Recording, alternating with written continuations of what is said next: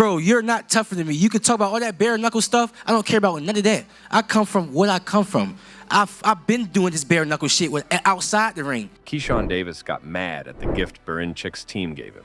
And then I opened it, it was a box of bananas and watermelons. And I could tell how I was reading it. At the end of the message, it said businesswoman. He called me a businesswoman yesterday. Right. You know what I'm saying? So that just put the icing on the cake. Davis was upset when he realized that the gift he received was actually meant to mock him. At first, it seemed like a simple present, but when he saw that it was bananas and watermelons, he knew something wasn't right.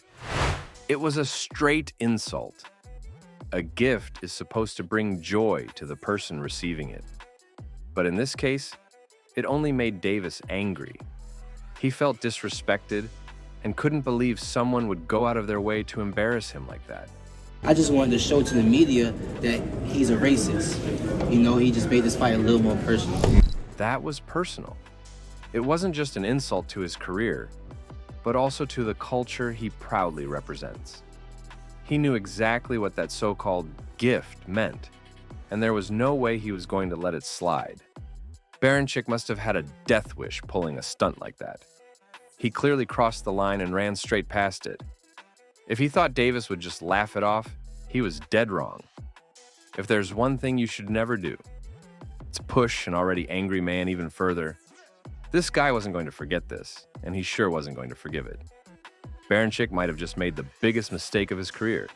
He gave us that. I'm doing it for the culture. Yeah. I'm doing it for the culture. All right. Yeah. Which one do you really want to follow? What game plan is it? Man, whatever God want me to do, I'm going to go in there and do it. True enough, an enraged Davis made his statement loud and clear on February 14th. He took control of the fight from the opening bell, dominating every exchange. Then, in the fourth round, he sealed the deal with a brutal body shot knockout, securing the first world championship of his career. In the first round, Keyshawn wasted no time and went straight at Berinchyk. He moved quickly, trying to test Berinchyks' reactions with a few feints. He also threw a jab to the body, but it didn't land cleanly. Even though he was aggressive, the referee warned him for pushing. Keyshawn kept jabbing, trying to land something solid, but most of his punches didn't connect clean. He did manage to throw a counter uppercut, showing his sharp reflexes. The fight was still just getting started, and neither fighter had done serious damage yet. Even though there wasn't much clean punching in the first round, Keyshawn looked sharper and more active.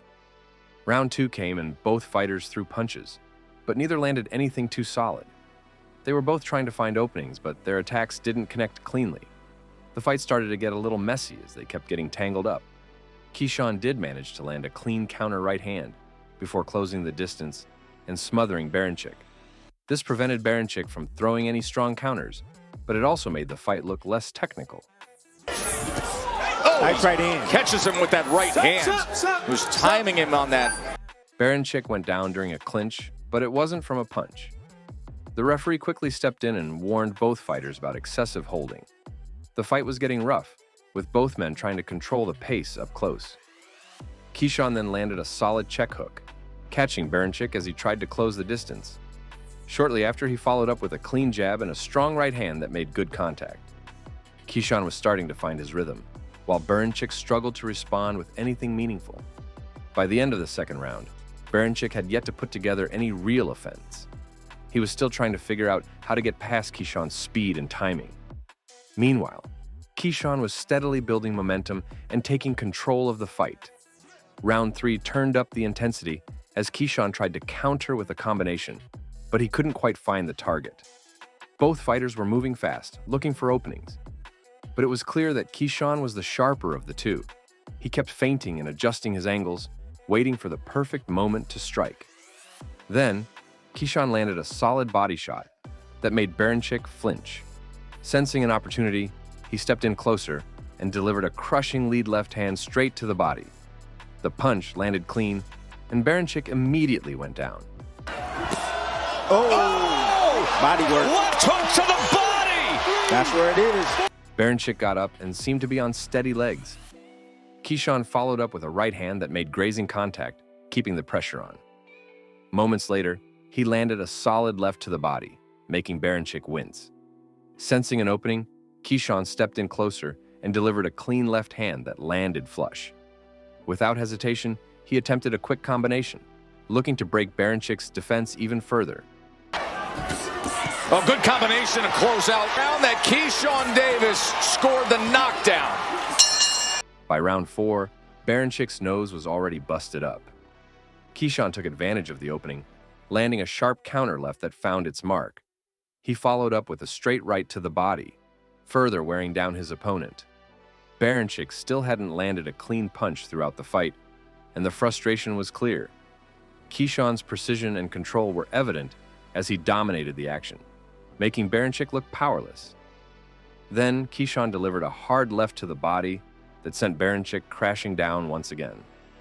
This time, Berinchyk couldn't recover and failed to get back up, giving Keyshawn the victory and his first world championship. And hit him downstairs to the body. That's where it's at. There it is. That's where it is. The racist gift from Berinchyk seemed to fuel Davis's determination in the ring. It's hard to know how an insult will motivate someone, but for Davis, it definitely pushed him to give everything he had. His punches were sharp and powerful, leaving Berinchyk unable to recover.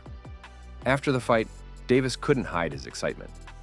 This was his first world championship win, and it must have felt incredible. With his first real shot at the title, the universe rewarded him with something to celebrate. Man, it was an amazing feeling, man, though. Right before I knocked him out, I was hearing the crowd saying, "No fuck, no fuck, no fuck." Since it was his first championship fight, Davis admitted that facing Berinchyk wasn't as tough as he expected. If there was anything that bothered him during the fight, it was how Berinchyk kept jumping from side to side, almost like he was playing a game.